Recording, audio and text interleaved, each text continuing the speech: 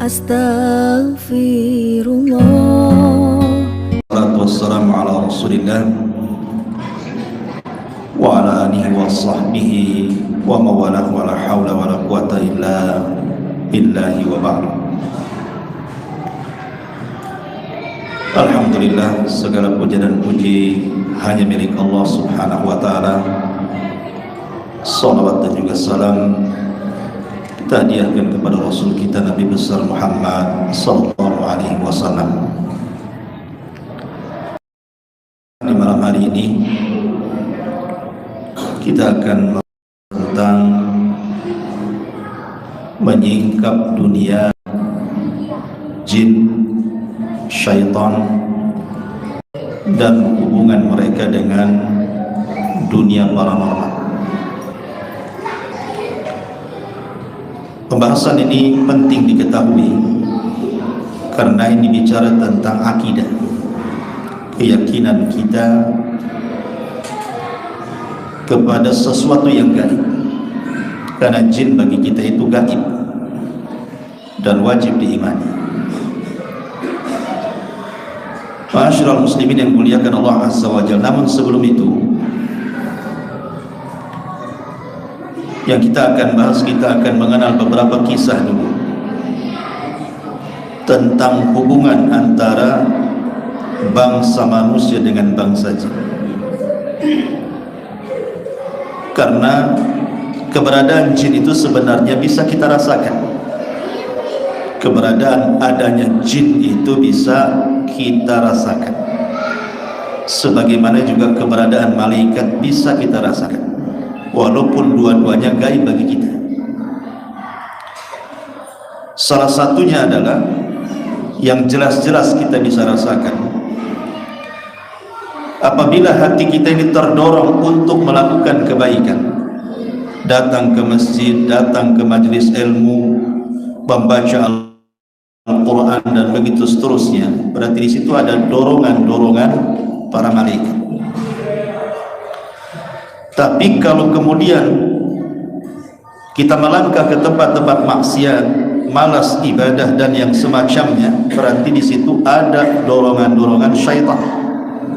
Jadi kita bisa rasakan sebenarnya condong kepada siapa, mengikuti dorongan syaitan ataukah malaikat. Karena semenjak Adam alaihi salatu wassalam diciptakan, belum lagi ditiupkan roh. Adam belum ditiupkan roh, baru diciptakan, dibentuk dari tanah. Iblis yang merupakan bagian daripada jin itu sudah hasad dalam hatinya kepada Adam, padahal belum hidup tuh Adam tuh. Bahkan dia mengatakan, kalau Allah kuasakan orang ini, makhluk ini, sudah kuhancurkan dia. Ditambah-tambah ketika Allah tiupkan ruh kepada Adam, dan Allah mengatakan kepada para malaikat, wa idh qala rabbuka lil malaikati isjudu li Adam fasajadu illa iblis. Ketika Rabb berfirman kepada para malaikat, sujud kalian kepada Adam, semua malaikat sujud kecuali iblis, dan iblis bagian daripada jin. Sejak itulah permusuhan syaitan dengan manusia berlangsung sampai hari ini. Jin itu akan senantiasa mengganggu manusia. Maksud saya jin-jin yang fasik. Kalau jin muslim yang soleh ya tidak. Makanya kita dengar cerita-cerita di masyarakat kan, kadang ada yang bercerita lewat di sebuah tempat ada suara-suara aneh, atau entah dipanggil-panggil orang padahal nggak ada orangnya, atau mungkin lewat di sebuah tempat kok bulu ini kok berdiri semua, dari bulu kaki sampai rambut. Kenapa ini? Atau melihat yang aneh-aneh, kadang masuk ke kegelapan kok ada bayangan-bayangan, kilapan-kilapan gitu. Atau terkadang sedang tidur, baru mau tidur nih badan kayak dipiting, nggak bisa bernafas. Mau ngomong istighfar as terus nggak bisa. Ada yang kayak gitu, diganggu gitu sampai mau tidur nggak jadi tidur. Jadi Ada juga seseorang yang enggak tahu kenapa takut tiba-tiba takut. Kemudian belum lagi dunia-dunia yang terkadang aneh-aneh bentuk setan dan jinnya itu. Kalau di barat itu tidak ada pocong, yang ada vampir atau zombie gitu ya, orang sana ya. Vampir di Cina lah itu, setannya Cina. Oh di barat zombie. Yang paling banyak istilah setan Indonesia, genderuwonya, kuntilanaknya, sundel bolongnya, paling banyak Indonesia itu. Ya, suster ngesotnya, macam-macam ya Indonesia ini ya. Intinya satu tuh jin sebenarnya. Nama boleh banyak, intinya cuma satu, jin. Selesai. Ma'asyiral muslimin yang dimuliakan Allah Azza wa Jalla, lah kehidupan jin itu sama dengan kita manusia. Ada jin-jin itu ahli ibadah, rajin sholat, rajin puasa, rajin sedekah, umroh, haji, hadir di majelis taklim. Hati-hati, di sini juga ada jin yang haji. Samping-samping anda ini kan nggak tahu aja ini. Kalau nampak pulanglah. Tapi ada jin-jin itu yang soleh. Tapi ada jin juga yang ahli maksiat, mabuk, narkoba. Ya narkobanya jin lah ya. Itu nyelundupan gini gimana? Maksiat, zina, mencuri. Ada jin-jin maksiat. Makanya Allah Subhanahu wa ta'ala tegas mengatakan dalam surah jin, sampai Allah membuat surat namanya surat jin dalam Quran untuk membuktikan bahwa jin itu ada dan penting diimani. Sampai nama surat Quran ini juga ada namanya suratul jin. Jin ngomong sendiri dalam surat itu, wa inna minna salihuna wa minna duna dzalika kunna taraika qidada. Kami loh ada yang soleh, ada yang tidak soleh. Kami ini bertingkat-tingkat katanya. Jadi kehidupan manusia kurang lebih sebagaimana dalam beragama, kehidupan manusia kan macam-macam. Ada mazhab Syafi'i, mazhab Hambal, Hanafi, Hambali. Jin juga sama. Ada jin Syafi'i, jin Hambali, jin Hanafi. Tak tahu kalau ikut ormas, jin Banser, jin Kokam, saya tidak tahu tuh. Ya mungkin mereka ada organisasi juga gitu. Karena kehidupan mereka itu kan kurang lebih saja dengan manusia, cuman beda alam saja. Mereka bisa melihat kita, kita pula tak bisa melihat mereka. Itu masalahnya. Innahum yarakum huwa wa qabiluhu min haitsu la tarawnahum, kata Allah. Dia iblis dan para pengikutnya dari kalangan jin itu bisa melihat kalian, tapi kalian tidak bisa melihat mereka. Enak kali mereka bisa melihat kita, kita pula tak bisa melihat mereka. Ingat, di sana ada keadilan Allah. Ya, di dunia mereka bisa melihat kita, kita pula tak bisa melihat mereka. Di akhirat dibalik, kita yang bisa melihat mereka, mereka tak bisa lihat kita. Keadilan Allah Azza wa Jalla. Ma'asyiral muslimin yang dimuliakan Allah Azza wa Jalla, ada beberapa kisah dari di zaman Rasul dan zaman para ulama salaf ya. Kita akan kisah jin dulu, baru kita masuk pada hukum-hukum. Ma'asyiral muslimin yang dimuliakan Allah Azza wa Jalla, ketika Nabi SAW pulang dari Taif, kemudian dilempari batu sama orang-orang Taif, karena orang-orang Mekah sudah tidak mau menerima dakwah Nabi. Makanya Rasul pindah ke Taif. Sampai di Taif bukan diterima dakwahnya, dilempari batu sampai lari 1 mil. Akhirnya Rasul harus berlindung di sebuah kebun milik Utbah dan Syaibah. Lah di sini Allah Subhanahu wa taala tiba-tiba menggerakkan beberapa jin yang disebut dengan jin nasibin dari Yaman. Ada sekitar 7 atau 8 jin itu utusan iblis sebenarnya. Jadi iblis itu heran ketika langit tidak bisa ditembus oleh anak buahnya karena difungsikan bintang untuk melempar mereka. Setiap naik ke langit mencuri dengar, kena tembak mati. Apa rahasianya? Iblis tidak tahu. Makanya iblis mengutus semua orang-orangnya, jin-jinnya itu, cari tahu ada apa ini, langit kok tidak bisa ditembus. Lah ada 7 jin nasibin ini nyasar pula ke kebun kurma yang Rasul sedang istirahat di situ. Lah kebetulan ketika mereka nyasar ke tempat itu, Rasul sedang sholat fajar, sedang sholat subuh, dan Nabi SAW membaca Al-Quran di situ. Tiba-tiba bacaan Quran yang dibaca Rasul membuat takjub para jin ini, sehingga akhirnya sekali dengar mereka langsung beriman. Makanya Allah Subhanahu wa taala mengatakan, "Qul uhiya ilayya annahu istama'a nafarun minal jinni faqalu inna sami'na qur'anan ajaba." Turun ayat ini menjelaskan tentang jin-jin ini. Telah diwahyukan kepada wahai Muhammad bahwa ada sekelompok jin datang mendengarkan bacaan Qur'anmu, tiba-tiba mereka mengatakan amanna, kami beriman semuanya.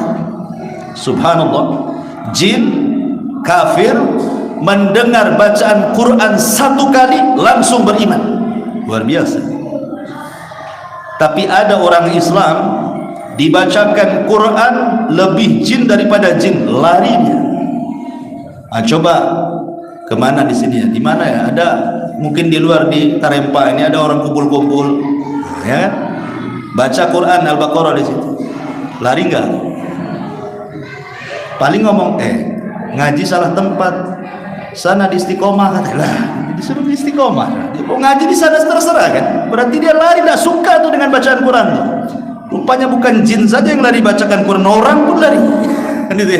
Ada jinnya tuh. Ini jin satu kali dengar beriman, luar biasa. Menunjukkan bahwa jin itu sama dengan manusia. Mereka belajar kepada siapa? Rasul, karena nabinya jin dan manusia itu sama. Rasul sallallahu alaihi wasallam, inilah perbedaan Rasul dengan nabi-nabi yang lainnya. Kalau nabi-nabi yang lainnya atau rasul-rasul yang lainnya, mereka diutus kepada manusia saja. Tapi Rasul diutus kepada manusia dan kepada jin. Wa ma khalaqtul jinna wal insa illa liya'budun. Tidaklah kami ciptakan jin dan manusia kecuali untuk beribadah. Rasul diutus. Itulah keistimewaan Rasul, diutus kepada dua umat, manusia dan jin. Ini kisah yang pertama. Kisah yang kedua disebutkan dalam Sahihaini Bukhari Muslim dari Abu Hurairah radhiyallahu an. Jadi suatu ketika Rasul sedang sholat, tiba-tiba datang jin Ifrit. Ifrit ini kalau dari kalangan jin dia kelompok kedua, yang paling tinggi iblis. Di bawahnya Ifrit. Ifrit ini jin yang kuat. Makanya di zaman Sulaiman, ketika Sulaiman hendak memindahkan istana Ratu Balqis dari Yaman ke Palestina, berdiri Ifrit minal jin.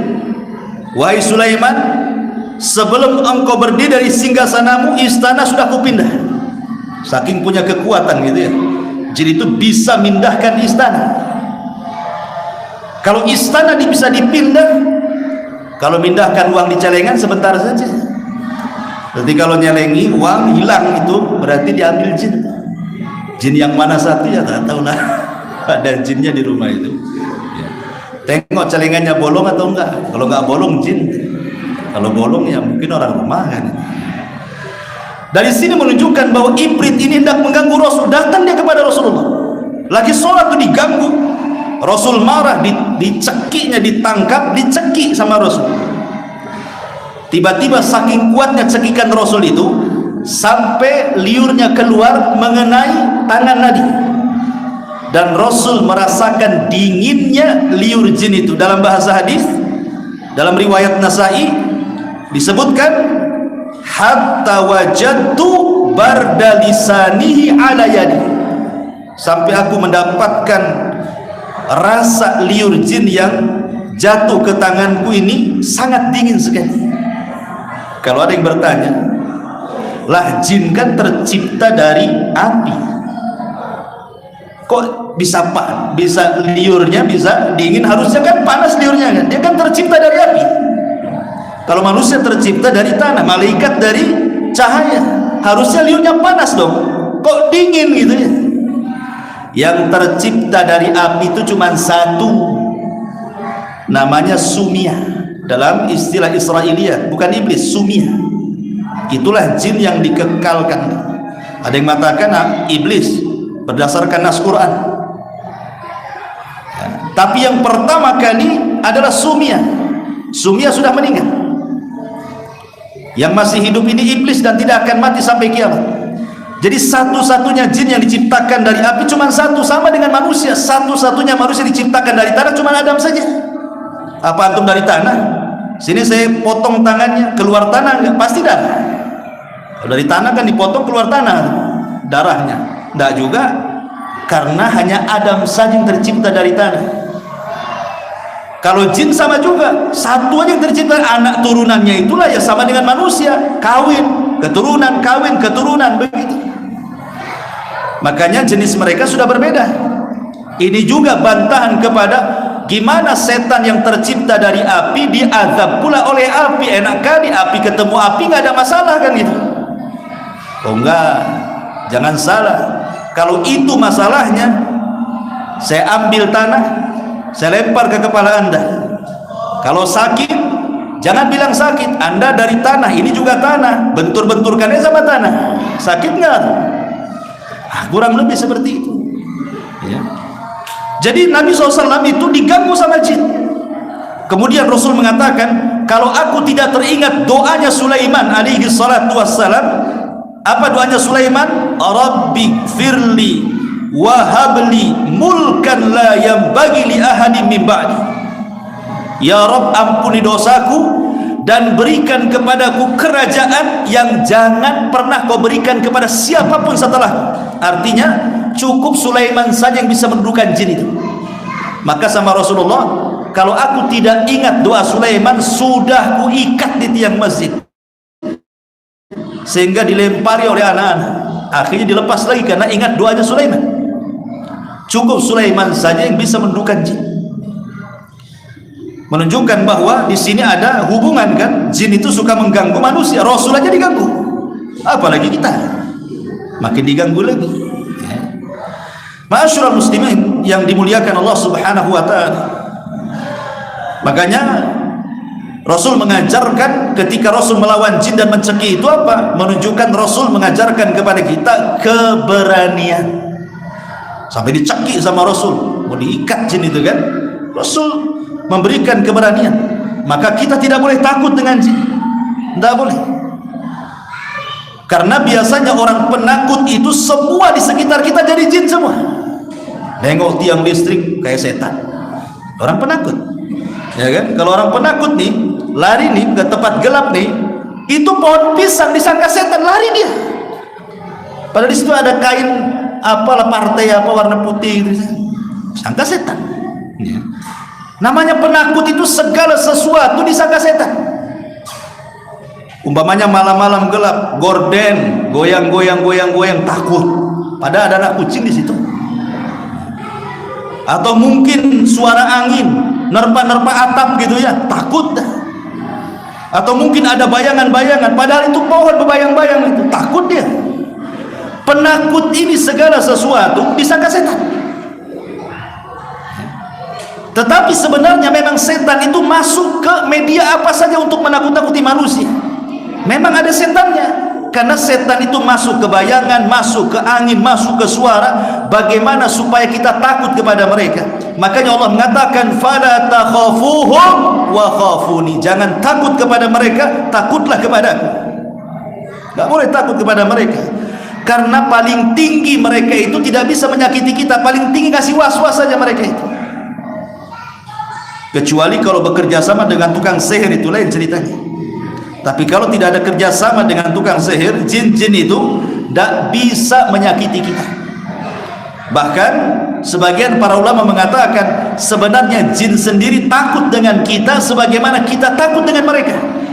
Makanya kemarin saya istilahkan, kalau ada jin di depan kita yang nakut-nakuti, sebenarnya ini kita sedang adu mental sebenarnya. Kalau kita berani, mereka takut. Kalau mereka berani, kita pula takut gitu ya. Maka jangan takut supaya mereka yang takut. Karena sesungguhnya mereka tidak ngapa-ngapain. Ini Rasul mengajarkan keberanian kepada kita. Ini kisah kedua. Kisah yang ketiga dari Abu Hurairah radhiyallahu anhu. Jadi suatu ketika Abu Hurairah itu di zaman Nabi disuruh oleh Nabi menjadi pembendaharawan zakat fitrah. Disuruh pegang zakat fitrah untuk dibagi-bagikan kepada fuqara dan masakin. Rupanya di malam hari datang pencuri nyuri makanan di tempat yang dijaga Abu Hurairah, Baitul Mal itu. Oh, dikejar sama Abu Hurairah, ditangkap. Kemudian pencuri ini mengatakan kepada Abu Hurairah sambil memelas dan mengatakan, tolonglah lepaskan aku ini orang miskin, keluargaku butuh makan, anakku kelaparan. Bukankah zakat atau sedekah itu fungsinya untuk itu, katanya. Akhirnya Abu Hurairah melihat kasihan, dilepas. Besoknya lagi nyuri lagi pula dia, ditangkap lagi sama Abu Hurairah, alasannya sama, dilepas lagi. Hari ketiga nyuri lagi, ketangkap. Kata Abu Hurairah, nggak bisa, ini sudah 3 kali kau nyuri nih, kamu harus saya bawa ke hadapan Nabi. Rupanya dia mengatakan, ya Abu Hurairah, lepaskan saya. Kalau engkau melepaskan saya akan ajarkan beberapa kalimat yang kalau engkau baca dari mulai sebelum tidur sampai kau bangun tidur di malam hari, tidak ada setan yang bisa mendekati. Akhirnya kemudian pencuri ini mengajarkan ayat kursi kepada Abu Hurairah. Allahu la ilaha illa huwal hayyul qayyum la ta'khudhuhu sinatun wa la nawm, ila akhir ayat. Dilepas sama Abu Hurairah. Besoknya dia ingin melaporkan di peristiwa yang ketiga ini kepada Rasul. Rupanya wahyu sudah turun kepada Rasul. Rasul sudah tahu. Kata Nabi SAW, ya Abu Hurairah, apa yang kau lakukan dengan pencuri semalam yang kau tangkap itu? Kemudian Abu Hurairah menceritakan, sebenarnya Rasul, saya ingin membawa dia ke hadapanmu, tapi dia mengajarkan ayat kursi kepadaku begini-begini, makanya aku lepas. Kata Nabi SAW, sadaqaka wa huwa kadzib. Sadaqaka wa huwa kadzib. Ketika dia mengajari ayat kursi supaya kau baca sebelum tidur dan tidak akan diganggu setan sampai pagi, dia benar. Tapi ingat Abu Hurairah, semua setan itu pendusta. Untuk kali ini dia benar. Dari sini menunjukkan bahwa kalau kita dinasehati dan nasihat itu isinya benar, jangan pernah melihat kepada siapapun yang memberikan nasihat. Hatta dari setan sekalipun, kalau benar terima. Buktinya Rasul mengatakan apa? Shadaqaka, setan itu benar, kata Rasul. Rasul tidak mengatakan setan itu dusta, setan itu benar. Berarti disuruh menerima kebenaran, kan? Walaupun yang ngomong setan, walaupun yang ngomong setan. Makanya Imam Ahmad ketika di penjara dinasihati oleh pemabuk di penjara itu. Apa kata pemabuk di penjara ini? Wahai Imam, kau jangan takut dicambuk, katanya. Aku sudah ratusan kali dicambuk, katanya. Aku dicambuk karena maksiat, engkau dicambuk karena menegakkan kebenaran. Kau lebih mulia daripada aku. Ya Ahmad, kalau engkau hidup bahagia. Kalau engkau mati syahid. Kalau engkau selamat, tetap kau akan mati juga. Makin kuat imannya Imam Ahmad, padahal yang nasihati pemabuk, ya kan? Kalau benar apa salahnya? Kalau benar, kalau nggak benar ya janganlah ya, jangan diterima. Walaupun dia kiai, kalau nggak benar. Ma'asyiral muslimin yang dimuliakan Allah Azza wa Jalla. Lah di sini menunjukkan bahwa setan itu, jin itu bisa tasyakul, kan? Bisa beralih rupa menjadi pencuri. Setan bisa beralih rupa itu jadi manusia. Itulah kelebihannya jin itu, dia bisa beralih rupa menjadi manusia kemudian mencuri.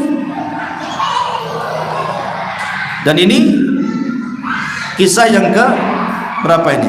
Enggak usah pakai nomor lagi, lupa. Kemudian juga kisah selanjutnya adalah dari sahabat Ubay ibn Ka'ab radhiyallahu anhu yang disahihkan oleh Syekh Nasir Al-Albani rahimahullah taala. Jadi suatu ketika Ubay bin Ka'ab ini di rumahnya heran, dia ada gantang bejana isinya kurma.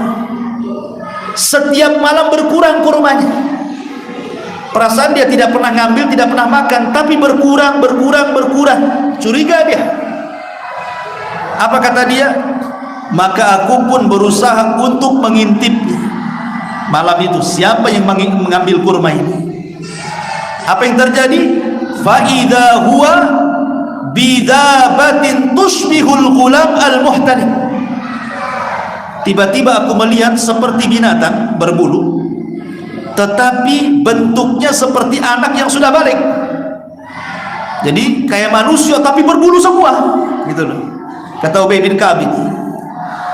Kemudian fasallamtu faraddas salam. Maka aku pun mengucapkan salam kepada yang mencuri kurma di bejana itu. Assalamualaikum. Rupanya dia jawab salam pula. Waalaikumsalam. Kan gelap nih kan, remang-remang masalahnya. Maka tiba-tiba kemudian fanawalani yadaka. Maka aku pun menyodorkan tangan, dia pun menyodorkan tangan, aku pun salaman. Gelap-gelap gak tahu tuh apa yang terjadi. Kagetlah Ubay bin Ka'ab ini. Kenapa? Karena tangannya berbulu semua. Kemudian kata Ubay bin Ka'ab ini, karena dia sudah mulai ketakutan nih, man anta, siapa kamu? Ajinniyun am insi? Kamu itu jin atau manusia? Maka tiba-tiba dia mengatakan, ana jinni, saya jin. Tiba-tiba nih kalau posisi antum di posisi Ubay bin Ka'ab, kira-kira apa yang terjadi itu? Saya jin. Apa enggak kencing di celana? Subhanallah, ya kan? Ya. Kemudian apa kata Ka'ab ini? Ubay bin Ka'ab radhiyallahu anhu, ketika dia mengatakan seperti itu, laqad alimtul jin ma fihim ashadda minni. Kemudian dia mengatakan, sesungguhnya aku ini jin lemah, tapi ada jin yang lebih jahat daripada aku. Ada jin yang lebih jahat daripada aku. Aku hanya mencuri kurma 1-2 butir tiap malam, tapi ada atasanku yang lebih jahat lagi. Kan gitu ya, di kantor juga gitu ya, ada atasan lebih jahat lagi dia. Gitu ya. Akhirnya kemudian kata Ubay bin Ka'ab, ma hamalaka ma sana'ta. Apa yang membawa kamu kemari sehingga engkau mengambil kurma-kurma dalam bejanaku? Maka jin ini mengatakan, balagana annaka rajulun tuhibbus sadaqata fa ahbabna an nusiba min ta'amika. Aku dengar engkau ini orang dermawan, suka ngasih sedekah katanya. Makanya kalau aku datang ke rumahmu mengambil makananmu, kau tidak akan marah, kau kan suka sedekah katanya. Kemudian kata Ubay bin Ka'ab radhiyallahu anhu, faman ladzi yujiruna minkum. Kira-kira kalau supaya aku terhindar dari kejahatanmu, aku harus apa? Kemudian jin ini juga sama dengan jin yang ketemu dengan Abu Hurairah, mengajarkan ayat kursi. Diajarkan ayat kursi. Kalau kau ingin selamat dariku, bacalah ayat kursi. Dari sini kita tahu bahwa ayat kursi itu bukan sembarang ayat. Itu ayat untuk melindungi kita dari jin. Ya, baca tuh setelah sholat wajib, sebelum tidur, itu dibaca tuh ayat kursi. Ma'asyiral muslimin yang dimuliakan Allah Azza wa Jalla, ini kisah Ubay bin Ka'ab yang dikeluarkan, yang disahihkan oleh Syekh Nasiruddin Al-Albani. Masih Ubay bin Ka'ab juga dikisahkan dalam riwayat yang lain. Jadi Ubay bin Ka'ab ini, dia sedang safar dari Mekah ke Madinah bersama rombongan para sahabat. Rupanya di tengah jalan tersesat dia. Namanya padang pasir. Padang pasir itu kayak laut juga. Kalau sudah di tengah laut itu kan kadang nggak ada tepinya tuh laut tuh. Padang pasir kurang lebih kayak gitu tuh. Kalau kita di tengah padang pasir itu kayak pasir semua, kanan kiri depan belakang kayak lautan pasir tuh. Lah di zaman sahabat nggak ada Google Map. Kalau nyasar nggak bisa, aplikasi apa yang mau dibuka. Sekarang enak lah kemana-mana Google Map. Nyasar di padang pasir, habis bekal, habis minum. Rata-rata kalau nyasar di padang pasir nggak minum, mati orang tuh. Jadi ketika Ubay bin Ka'ab dan para sahabat sudah putus asa, matilah, sudah perbekalan kami habis, minuman habis, sudah putus asa, ya sudahlah kalau harus meninggal di padang pasir. Tiba-tiba ketika mereka sudah putus asa, datang manusia besar sekali, raksasa besar, mendatangi sahabat Ubay bin Ka'ab dan sahabat-sahabat yang lainnya. Kemudian orang ini ketika melihat Ubay ini kaget, oh, ada orang besar kayak gini. Maka Ubay mengatakan, "Man anta, siapa kamu? Kenapa ada di padang pasir?" Maka dia mengatakan, "Ana min baqiyatin nafari minal jin alladhi istama'an nabiyya sallallahu alaihi wasallam." Saya adalah sisa-sisa jin yang dulu pernah mendengar ayat dibacakan Nabi. Kisah yang pertama tadi, ada 7 jin kemudian mendengar Quran, beriman. Lah jin ini mengatakan, saya satu di antara 7 jin itu yang mendengar bacaan Nabi kita. Dan saya mendengar Nabi SAW bersabda bahwa seorang muslim adalah saudaranya muslim. Walaupun saya jin, saya muslim. Anda manusia, Anda muslim. Dan saya mendengar Rasul mengatakan sesama muslim itu harus saling bantu, katanya. Saya akan bantu kalian. Di sana ada mata air, kesanalah, ambil air di sana, minum kalian di sana. Akhirnya dengan ketakutan Ubay bin Ka'ab dan para sahabat ini mengikuti jin tadi, kemudian sampai di mata air. Akhirnya mereka selamat dari kematian. Ini kalau jin muslim baik dia, ya. Kalau jin yang lain yang nggak muslim ya tak baik lah, malah sengaja mati aja kau di situ, katanya. Tapi jin muslim kasih tunjuk, ya. Ini juga diantara alat hubungan antara jin dan juga manusia. Ma'asyiral muslimin yang dimuliakan Allah Azza wa Jalla, bahkan di zaman Umar bin Khattab radhiyallahu anhu, di zaman Umar bin Khattab, Umar ini mengutus pasukan untuk menyerang Nahrawan. Ada satu daerah namanya Nahawan. Itu Umar mempersiapkan pasukan untuk membuka Nahawan, yang ketika itu dipimpin oleh Nu'man ibn Thabit radhiyallahu anhu. Lah rombongan para sahabat ini pecah jadi 2. Ada pasukan dipimpin oleh Nu'man bin Thabit arah ke sana. Ini yang pasukan pasukan rombongan yang kedua ini nyusul pasukan Nu'man bin Thabit. Rupanya yang menyusul pasukan Nu'man itu tiba-tiba dikejutkan berjumpa dengan jin yang tasyakul, menyerupai manusia. Kemudian jin ini mengatakan kepada pasukan Umar bin Khattab untuk menyusul siapa Nu'man bin Thabit dan pasukannya. Mereka pun mengatakan, "Siapa kamu? Kami tidak pernah melihat kamu. Kalau engkau sahabat kami kenal, siapa kamu? Kok ada di sini di jalan?" Maka jin ini mengatakan, "Saya adalah Usairin. Saya adalah Usairin baridul jin min Nahawan." Saya adalah Usairin. Namanya jin itu namanya Usairin. Jin itu punya nama. Makanya jangan sampai memberi nama anak kita itu dengan anak-anak dengan nama-nama jin. Contohnya siapa? Contohnya nama jin Usairin, Hizib, Al-Harith. Harith itu jin, Abdul Harith itu jin. Ada namanya Abdul Harith di sini. Itu nama jin tuh. Harith itu nama jin tuh. Jangan dipakai-pakai tuh. Walhan, itu Walhan itu nama jin juga. Ada jin itu punya nama juga sama. Jadi dia mengatakan, "Saya Usairin baridul jin," katanya. "Dan saya akan habarkan kepada kalian, sebentar lagi kalian akan perang melawan Nahawan dan dipimpin oleh Nu'man ibn Thabit. Ketahuilah kalian akan dimenangkan, tetapi Nu'man ibn Thabit akan mati syahid." Kaget, orang bisa meramalkan kematian Nu'man ibn Thabit dan bisa meramalkan kemenangan peperangan. Jadi sahabat ini setelah kemudian berperang, betul pula apa yang dikatakan orang itu. Menang perang, Nu'man bin Thabit meninggal mati syahid di perang Nahawan. Setelah itu mereka cerita kepada Umar bin Khattab radhiyallahu anhu. Maka Umar mengatakan, dia itu adalah Usairin baridul jin. Memang dia adalah Usairin, dialah pimpinan jin, tapi dia jin muslim, jin yang baik, ya. Jadi ada jin-jin itu yang tidak menyakiti, jin baik mereka. Ma'asyiral muslimin yang dimuliakan Allah Azza wa Jalla. Ataupun yang lebih menarik lagi adalah kisah di zaman salafus saleh. Ada orang namanya Imran At-Tammar, seorang ulama. Di zaman salafus saleh itu ada seorang ulama namanya Imran At-Tammar rahimahullahu ta'ala. Kisah ini disebutkan Imam Az-Zahabi. Imam Zahabi menyebutkan kisah ini dalam kitabnya Syiar Alamin Nubala. Ada seorang alim namanya Imran At-Tammar.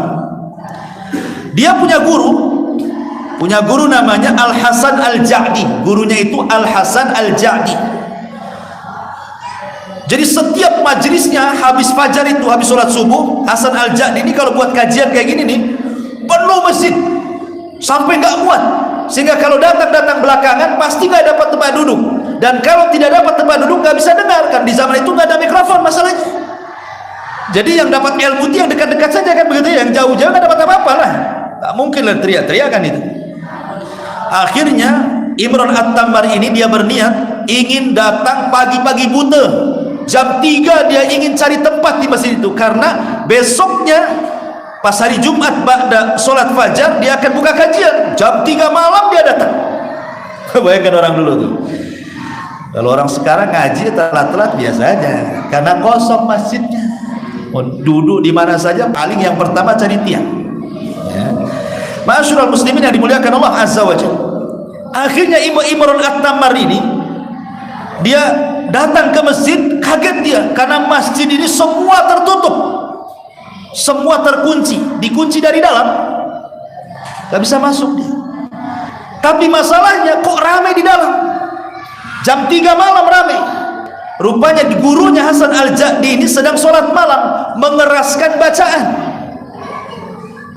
Ketika dia baca Al-Fatihah, ghairil maghdubi alaihim waladdallin, amin gitu. Dah dia tunggu sampai selesai sholat karena ramai yang mengaminkan itu. Selepas beberapa waktu gitu ya, mau mendekati fajar, tiba-tiba Al-Hasan Al-Ja'di ini membuka pintu. Ini Imran At-Tammar ini bingung dia. Ketika dia masuk ke masjid gak ada orang. Tadi amin rame, kok cuma yang keluar gurunya saja Al-Hasan Al-Ja'di ini. Jadi dia tanya ini Imran At-Tammar ini kepada Hasan Al-Ja'di, maaf wahai imam, tadi saya kesini sudah lama, saya menunggu di luar, tapi susah pula pintu ini mau masuk, dikunci dari dalam katanya. Tapi saya mendengar kok ramai sekali yang mengaminkan waktu engkau membaca Fatihah dalam sholat malammu itu. Kok sekarang pada kemana mereka itu? Kata Al-Hasan Al-Ja'di, dia mengatakan apa? Ulaika jinnun min ahlin nasibin yashhaduna ma'i khatmatal Qur'an kulla lailati jum'atin thumma yansarifun. Oh, yang ramai tadi itu jin yang datang dari nasibin. Mereka setiap Jumat memang ke sini untuk menghatamkan Quran, habis itu pergi katanya. Pertanyaannya, gimana kalau antum jam 3 malam ke Istiqomah sini, sholat sendiri, baca Fatihah, amin di belakang? Kira-kira apa yang terjadi? Mana nggak ada orang? Diaminkan orang tapi tak ada orang di belakang gitu kan? Apa nggak dihidupin semua lampu ini kan? Tak menggigil itu. Ma'asyiral muslimin yang dimuliakan Allah, seperti itulah kalau jin-jin muslim mereka hadir di majelis-majelis ilmu kan, mereka ikut sholat juga dengan kaum muslimin, karena jin itu kalau belajar kepada manusia jadi ustadz ya, tapi kalau kita belajar dan kepada jin jadi dukun kita, bedanya ya. Jadi kalau jin belajar sama kita, ustadz dia keluar dari masjid sini, coba belajar sama jin, buka praktek dia jadi dukun. Makanya ilmu agama itu dari manusia, jin belajar sama kita. Kita tidak boleh belajar sama mereka karena mereka itu jahil. Kita dimuliakan oleh Allah Azza wa Jalla. Ini juga kisah yang disebutkan siapa? Imam Az-Zahabi rahimahullahu ta'ala. Kemudian kisah yang lain masih disebutkan Imam Zahabi rahimahullahu ta'ala dalam kitabnya Syiar Alamin Nubala, dari Muhammad ibn Ya'qub rahimahullahu ta'ala. Dia mengatakan, sami'tu Ali bin Husain, aku mendengar Ali bin Husain mengatakan, Kana Muhammad ibn Salam fi manzili. Dahulu ada orang namanya Muhammad ibn Salam, seorang alim, ya, di rumahnya. Tengah malam, fadaqqa babahu. Tiba-tiba ada yang mengetuk pintu tengah malam, ketukan tengah malam. Ya. Kemudian dibuka, fa kharaja. Rupanya di depannya ada orang, manusia. Faqala, ya Abdullah, ana jinniyun rasulu malikil jin ilaika liyusallima alaika. Maaf, saya ini utusan raja jin, hanya untuk menyampaikan salam kepadamu. Habis itu pergi. Coba, jin saja baik, coba nyampein salam. Kita ini kadang-kadang nggak mau nyampein salam. Salam ya kalau ketemu dengan si Anu, kan enak kita ini. Bagaimana kalau antum dititipi salam? Kalau dititipi uang kan jelas tuh, tolong antarkan uang 500.000 ke si Anu. Nah, ketemu, saya tadi titipi uang 500.000, ambil. Sekarang kalau saya katakan, tolong titipkan salam, sampaikan kepada si Anu, kira-kira apa yang mau disampaikan? Assalamualaikum gitu? Bukan. Ya sampaikan, Ustaz Hasan nitipkan salam kepadamu. Cukup itu saya disampaikan. Lah yang dengar ini harus yang antum dititipi salam itu apa jawabannya? Alaika wa alaihi salam. Nah gitu jawabannya. Untukmu yang sudah membawa salam dan untuk dia yang sudah menitipkan salam, keselamatan bagi kalian berdua. Itu ya, kalau dititipi salam ngomong gitu. Ya. Kalau tidak bisa bahasa Arab, untukmu dan untuk dia keselamatan. Saling mendoakan. Ya. Bukan dijawab, itu tadi si Anu nitip salam, waalaikumsalam warahmatullahi wabarakatuh. Dia jawab salam. Itu jawaban kalau dengar assalamualaikum, baru kita waalaikumsalam warahmatullahi wabarakatuh. Kita kan nggak dengar salam dia, hanya dititipi salam. Makanya jawabannya alaika wa alaihi salam, untukmu dan untuk dia keselamatan. Nah, gitu cara jawabnya. Ma'asyiral muslimin yang dimuliakan Allah Azza wa Jalla. Tapi kan luar biasa nih. Coba kita malam-malam jam 1 dikotok rumah, tiba-tiba saya jin, langsung dikunci lagi sama kita kan itu. Nah, kita ini penakut masalah. Tapi begitulah interaksi jin-jin di zaman salaf dulu ya. Tetapi juga ada jin, setiap rumah itu ada jinnya, karena di zaman Rasul ada kisah. Ada seorang anak muda ketika perang Khandaq. Jadi ketika perang Khandaq itu, perang parit dalam bahasa kitanya, dalam bahasa Qur'annya perang Ahzab. Makanya ada surat namanya surah Al-Ahzab, itu menceritakan tentang perang Khandaq. Jadi karena Rasul disibukkan menjaga parit, jangan sampai musuh loncat dengan kuda, sampai-sampai Rasul kemudian apa? Telat sholat asar. Karena musuh itu mau masuk di waktu asar, akhirnya sampai waktu maghrib, sholat asar di waktu maghrib.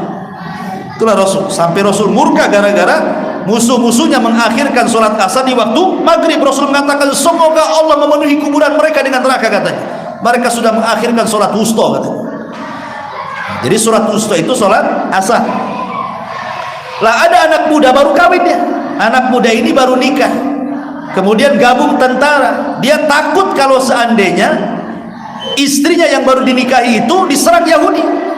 Nah, sedikit ya kita lanjutkan sampai selesai. Akhirnya kata Rasul, ya sudah kalau gitu pulang dulu, lihat istrimu, tapi jangan lupa bawa pedang. Pulang dia. Rupanya tiba-tiba ketika sampai di rumah, istrinya lari dari dalam rumah keluar dengan pakaian yang tidak layak. Cemburulah suaminya ini. Ada apa ini? Kenapa kau tutup aurat? Istrinya mengatakan, tidak, di rumah kau lihat sendiri ada apa, katanya. Masuklah sahabat ini ke dalam rumah, rupanya ada ular. Langsung diserang. Akhirnya serang-serangan, karena ular merasa terancam dengan pedang anak muda ini, dia pun nyerang. Subhanallah, dua-duanya kena. Ular ini kena sahabat, kepala ular pula kena caplok anak muda ini, dua-duanya mati. Yang sahabat ini kena patukan ular, ular itu kena sahabat pedang. Sampailah kabar ini kepada Rasul. Kata Nabi SAW, inna fil madinati jinnan qad aslamu. Ingat, di Madinah ini banyak jin yang sudah masuk Islam. Di Madinah ini banyak jin yang masuk Islam. Fa idza ra'aitum minhu syai'an fa'adhinuhu thalathata ayyam. Ingat, kalau kalian melihat sesuatu di rumah kalian entah dalam bentuk ular, jangan langsung dibunuh. Kalau kita mendapatkan ular di rumah, jangan langsung dibunuh, kata Rasul. Tetapi meminta baik-baik kepada ular itu, suruh keluar. Karena dikhawatirkan ular itu jelmaan dari jin. Tapi kalau ular itu tak mau juga keluar, kata Rasul apa? Boleh kalian membunuhnya setelah membaca ta'awudz. A'udzu billahi minasy syaithanir rajim. Jadi ular itu jangan dibunuh dulu. Dikhawatirkan dia jelmaan dari jin muslim, memang dia sedang masuk ke rumah kita, karena kalau dia jelmaan dari jin muslim, diusir pasti dia keluar. Tapi kalau tidak keluar-keluar, berarti itu ular sesungguhnya kan? Itu boleh dibunuh setelah baca ta'awudz di sini. Ini kan ada hukum.